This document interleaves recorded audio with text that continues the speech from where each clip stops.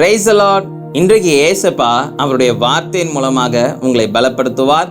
இன்றைய பலப்படுத்தும் வார்த்தை மத்தேயு 25வது அதிகாரம் 21வது வசனம். Matthew chapter 25 verse 21. கொஞ்சத்திலே உண்மையாய் இருந்தாய், அநேகத்தின் மேல் உன்னை அதிகாரியாக வைப்பேன். You have been faithful with a few things, I will put you in charge of many things. வேதாகமத்தில் நம்ம பார்க்கின்ற பொழுது யோசேப்பு கொஞ்சத்துல உண்மையாக இருந்தார். தன்னுடைய எஜமானுக்கு விரோதமாக, என்னுடைய தேவனுக்கு விரோதமாக நான் எந்த ஒரு தவறான காரியத்தையும் செய்ய மாட்டேன்னு சொல்லி அவர் உண்மையாக இருந்தார்.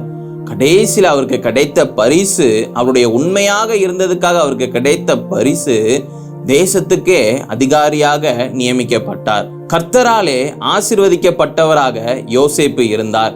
யோசேப்பு செய்கிற எல்லா காரியங்களையும் கர்த்தர் வாய்க்க பண்ணினார். அப்ப இன்னைக்கும் நீங்க உங்களுடைய வாழ்க்கையில நீங்க செய்கிற காரியங்கள்ல உண்மையாக இருங்க. கொஞ்சத்துல நீங்க உண்மையாக இருந்தீங்கன்னா கர்த்தர் உங்களை அநேக பொறுப்புகளை வைத்து, கர்த்தர் உங்களை அநேக காரியங்கள்ல உங்களை ஆசீர்வதிப்பேன் என்று வாக்கு பண்ணுகிறார். அதனால எந்த காரியமாக இருந்தாலும் உண்மையாக இருங்க, கர்த்தருக்கு உண்மையாக இருங்க, கீழ்ப்படிந்து வாழுங்க, உங்களுடைய பெற்றோருக்கு உண்மையாக இருங்க. ஆண்டவர் உங்களை அதிகமாக ஆசீர்வதிப்பார்.